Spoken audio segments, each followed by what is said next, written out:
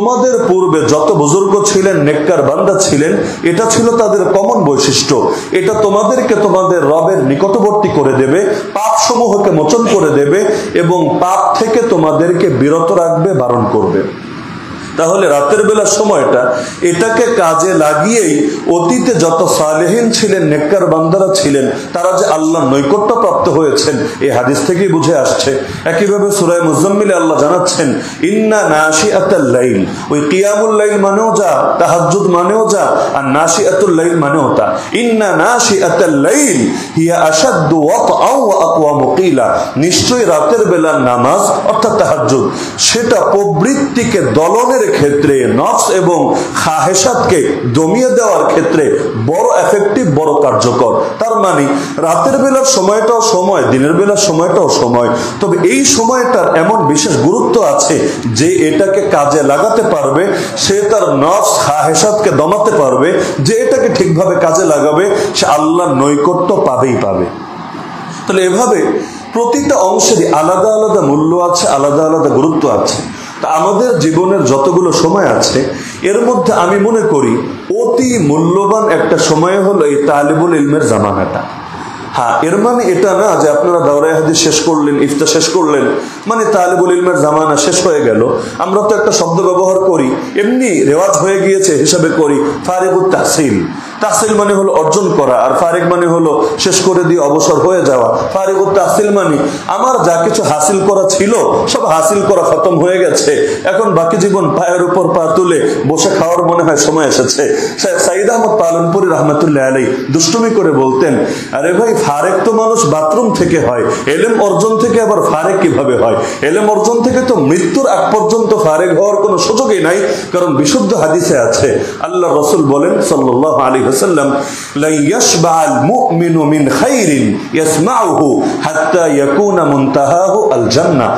মুমিন কল্যাণের কথা শোনা থেকে তার পিপাসা মেটে না, পিপাসা দূর হয় না যতদিন না তার শেষ ঠিকানা হয় জান্নাত। মানে জান্নাতে যাওয়ার আগ পর্যন্ত মুমিন উত্তম কথা শোনা এবং ইলম হাসিল করা এটা চালাবেই চালাবে। এজন্য একটা জাল হাদিসও আবিষ্কার হয়ে গেছে না, উতলুবুল ইলমা মিনাল মাহদি ইলাল লাহদি, দোলনা থেকে কবর পর্যন্ত জ্ঞান অর্জন করো। এটা এত বেশি ছড়ানো ছড়িয়েছে, মানে এটা যে আল হাদিস না জাল হাদিস এটা পর্যন্ত বোঝানো দুষ্কর হয়ে গিয়েছে। অনেক স্কুল কলেজের দেয়ালেও লেখা থাকে দোলনা থেকে কবর পর্যন্ত জ্ঞান অর্জন করো। রেফারেন্স কি? এখন রেফারেন্স বুখারী, মুসলিম, আবু দাউদ, তিরমিজি, নাসাই, ইবনে মাজাহ এগুলো যদি লেখে ধরা খেয়ে যাবে। পাবলিক সার্চ করে অথবা কিতাব খুলে বের করে ধরে ফেলবে, এটা ভণ্ডামি। এজন্য কিতাবের নাম না লিখে লিখে দেয় আল হাদিস, আসলে জাল হাদিস। এরকম অনেক কিছুই চলে, যেমন দেশপ্রেম ইমানের অঙ্গ। তো ইমানের কয় নম্বর অঙ্গ এটা? 1 নম্বর না 5 নম্বর না 7 নম্বর? আমানতু বিল্লাহি ওয়া মালাইকাতিহি ওয়া কুতুবিহি ওয়া রাসূলিহি ওয়াল ইয়াউমিল আখির ওয়াল কদরি খাইরিহি ওয়া শাররিহি মিনাল্লাহি তাআলা ওয়াল বাসি বাদাল মাউত। তো অল দেশ অল বালাদ এটা গেল কোথায়? এটাও তো নতুন করে অ্যাড করা দরকার। তো দেশকে ভালোবাসবে, অবশ্যই বাসবে, এটা তো মানুষ ন্যাচারাল হিসাবেও বাসবে, কিন্তু তাই বলে এর নামে হাদিস বানাতে হবে নাকি? কোনো কিছু ভালো হলেই এর নামে হাদিস বানাতে হবে, এটা তো আর ইসলাম সমর্থন করে না। দুদিন পর মূলার ফজিলতে হাদিস, বেগুনের ফজিলতে হাদিস আমরা পড়েছি। জাল হাদিস নিয়ে পড়াশোনা করার সময় বেগুনের ফজিলত নিয়ে একাধিক হাদিস আছে যেগুলো জাল। ডাইলের ফজিলত নিয়ে হাদিস আছে। তো আমরা মাদ্রাসায় ডাইল খাই, ভালো কথা, ডাইল তো বনি ইসরাইল পছন্দ করতো, এত করা করতো।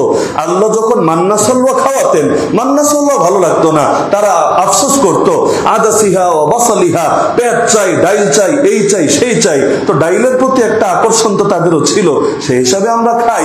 কিন্তু তাই বলে এখন যদি আমি হাদিস বানিয়ে নিই, ডাইল খেলে 10 নেকি, পেঁয়াজ খেলে 20 নেকি, তাহলে এটা ভণ্ডামি ছাড়া আর কি হবে? তো বলছিলাম যে জীবনের প্রতিটা সময় তো মূল্যবান, কিন্তু এর মধ্যে অনেক বেশি মূল্যবান সময় হলো তালিবুল ইলমের সময়টা। তবে মজার বিষয় হলো যতদিন পর্যন্ত ছাত্র থাকে, তালিবুল ইলম বুঝেন তো, ইলম তলবকারী শিক্ষার্থী, যতদিন পর্যন্ত তালিবুল ইলম থাকে ততদিন পর্যন্ত এই গুরুত্ব খুব বেশি বুঝে ওঠা যায় না। অনেক কিছু এমন নেয়ামতের মধ্যে ডুবে থাকার সময় নেয়ামতের গুরুত্ব কমই বুঝে আসে, কিন্তু নিয়ামত চলে গেলে গুরুত্ব খুব ভালো মতো বুঝে আসে। দাঁত ঠিক আছে, গুরুত্ব বুঝে আসছে না। এক কোনা দিয়ে ব্যথা করুক, অনেকের আক্কেল দাঁত না ব্যাক্কেল দাঁত একটা ওঠে, তো এক কোনা দিয়ে মনে করেন ওঠা শুরু করলো, এখন যখন ব্যথা হয় আরে তখন বুঝে আসে যে দাঁত স্বাভাবিক থাকাটা কতই নাই না মহামূল্যবান নিয়ামত।